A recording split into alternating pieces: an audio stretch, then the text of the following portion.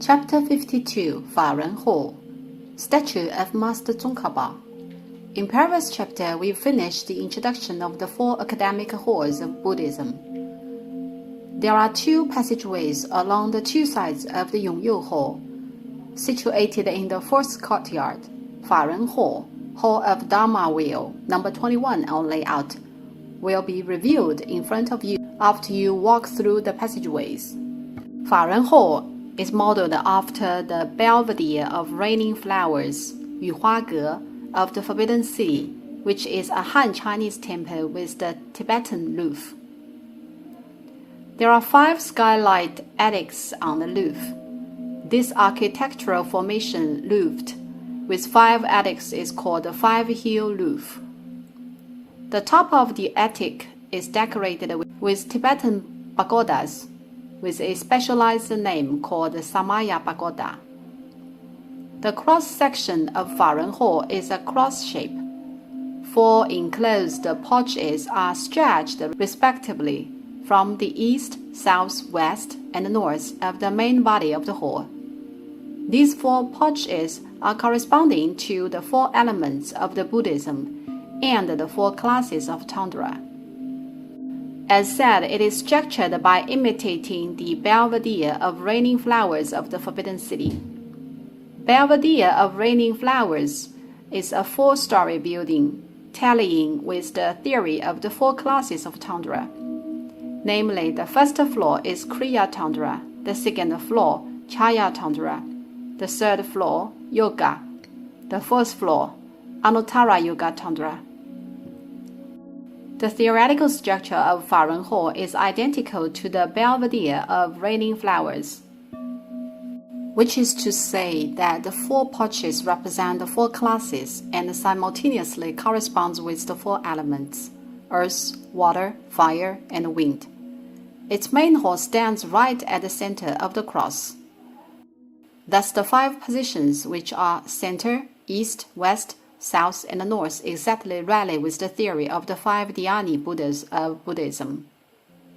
That's to say, the structure of the whole building completely interprets and symbolizes the Buddhist doctrines in quite a few aspects. The 5-hill roof is also called the 5 regions of Vajradhatu, with 1 big attic and 4 small ones, which is exactly the style of Vajrasana. The construction of this hall required a tailored and exquisite structure corresponding to Buddhist doctrines, which are from 2 sutras. One is Mahavira Chana Sutra of Garbhadhatu, and the other is Vajrashakara Sutra of Vajradhatu. The foregoing chapters mentioned that the 5 regions rally with 5 wisdoms. East in blue, Adarshana Jnana, mirror-like pristine cognition. West in red, Pratyavekshana Jnana, the pristine cognition of discernment. South in yellow, Samatha Jnana, pristine cognition of sameness. North in green, Kridyanushtahana Jnana, the perfecting wisdom. Center in white, Dhammadhatu, Prakriti Jnana, wisdom of the nature of things. Faren Hall is the biggest hall of the architectural complex of the Yonghe Palace. It is even bigger than the Wanfu Pavilion, number 24 on layout, which lies behind the Faren Hall. When it dated the time of the princely establishments of the first rank, the position of Faren Hall was the chamber hall of the Prince Yong, where his prince consorts, sons, and all his family members resided. Prince Yong himself resided in the Yonghe Hall, number 18 on layout. The size of Faren Hall is thus rather huge. Entering Faren Hall, you may see an sutra altar of 0.75 meters in height standing in the center. It is a sumelu throne with ample engraved decorations, but it is hardly seen clearly from a distance. The center of the throne is made of white marble, in which the statue of Master Tsongkhapa is enshrined. This bronze statue is huge, which is as high at 6.1 meters, and it is made by the metal processing method of copper hammering, 铜制锤叠法, which is considered to be a quite unique method. What is the metal processing method of copper hammering? Have you ever seen the Zhangqiu iron pot? Simply speaking, it is a method of hammering the copper in super tiny thickness, which feels like flat dishes. Instead of welding, these dish-like pieces are jointly merged by hammering, and then a huge hollow bronze statue is formed. The huge statue of Master Tsongkhapa we see presently is huge and hollow inside. The traditional craft technology is quite astonishing, as no single splice is visible. It looks truly a piece of seamless and perfect artwork, observed far away. This crafting is far more difficult than the technology of copper casting, and it holds many advantages. First, it is material saving. Second, the outward appearance is much more exquisite than the one made by copper casting. Why? Due to the process of hammering, the final product presents brand new bright. It is already glittering without gilding, just like the Zhangqiu iron pot. After countless hammering and striking, it is not only sturdy but also shining. Furthermore, it does not require much labor to carry or solid ground base to support for the sake of its light weight. Hence, even very huge size is still feasible. The ground base would have been collapsed for a statue in 6.1 meters if copper casting technology was applied. Now let's take a close look at the details of the statue of Master Tsongkhapa. He wears on his head a yellow glowing peach-shaped hood, gestures with two hands in Dharma Chakra Mudra, turning the wheel of Dharma, bears on the left arm a scroll of sutra and the right arm a sword, commonly known as sutra on the left and the sword on the right, 左金右剑, which stands for wisdom and power, the distinctive features of Manjushri. Hence, it symbolizes that Master Tsongkhapa is the reincarnation of Manjushri. Like a spider coxcomb, the peach-shaped hood hat he wears is actually a shape of reversed heart. This hat is quite interesting as it is actually shaped in the shape of heart. Nowadays, when we draw a heart, its pinnacle part is usually fixed at the bottom, whereas in the past, it was considered to be the upside down.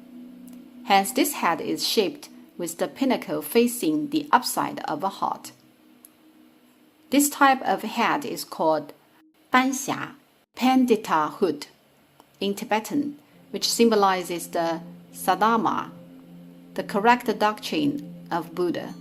Therefore, it should be worn when sutras are chanted and religious rituals are held. At the beginning of the establishment of Glug, it burdens willingly the obligation of cleanse of commandments and rules, and the obligation of preaching Saddharma. I've also talked in my course on the history of Buddhism that the moment when Master Tsongkhapa put on the very hat, he determined to establish Glug to propagate Saddharma with cleansed commandments. Of the 5 hill roofs of Farenho, the one at the center is the biggest, and the other 4 are the smaller ones. The biggest hill roof lies exactly at the head of the statue, and the attic windows of the 4 sides allow the light irradiate the face of Master Tsongkhapa. With such architectural design, it demonstrates a harmonious scene that at any time, looking from any angle, his face is always lighted up. Thus, the face is irradiating all the time, peaceful and dignified. What marvelous and exquisite designs! Looking from the inner side, you may see that window frame is quite big, around which there is a set of murals that narrate a legend. It is said that after the perfect rest of Master Tsongkhapa, his disciples missed him very much, and Master Tsongkhapa manifested himself 5 times. The murals exactly illustrate the manifestation of his return. Of the 4 domains of Buddhism, philosophy, history, theology, culture, and arts, culture and arts are indeed the most touching and face-triggering one. Along the 2 sides of the statue, there are many long desks for lamas to study sutras, and there are 2 thrones of Buddhism preaching along the 2 sides of the statue respectively. The east one is set for the 10th Banchan Erdeni to preach Buddhism in 1954. The west one is for Tenzin Gyatso, the 14th Dalai Lama, to propagate Buddhism in 1954. This chief statue of Faren Hall was erected very late, though the hall has been there for nearly 300 years. It was not completed until the Republic of China, which is less than 90 years. In 1924, the garrisoned Lama of the Yonghe Palace named Bai Pu Ren raised $200,000 silver to build the statue of Master Tsongkhapa. The construction has been lasting for about 6 years.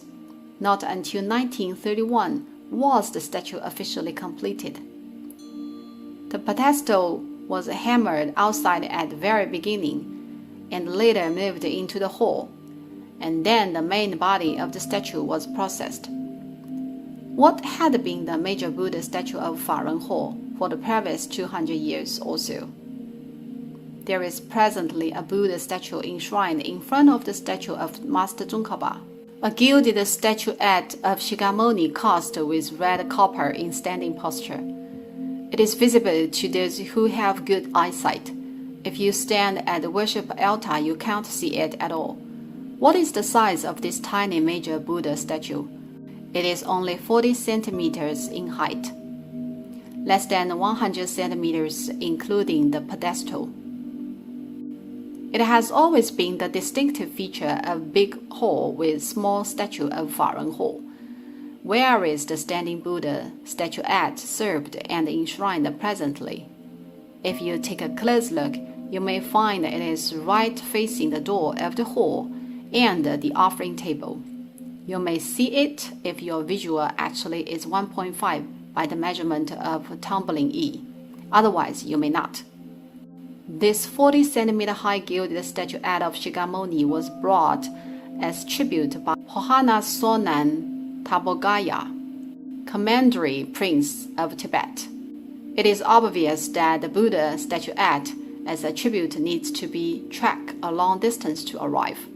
Hence, it is inconvenient to bring statues with big size, right? The tributes of this ship actually comprise 2 Buddhist statues and several tankas. The other one is a 3-leaf crown, white sandalwood statue of Avalokiteshvara in standing posture, lying in the northeastern corner, which we will introduce later. Faren Hall is of large size, whereas the Buddha statuette is so small, which looks so inharmonious. How to solve this problem?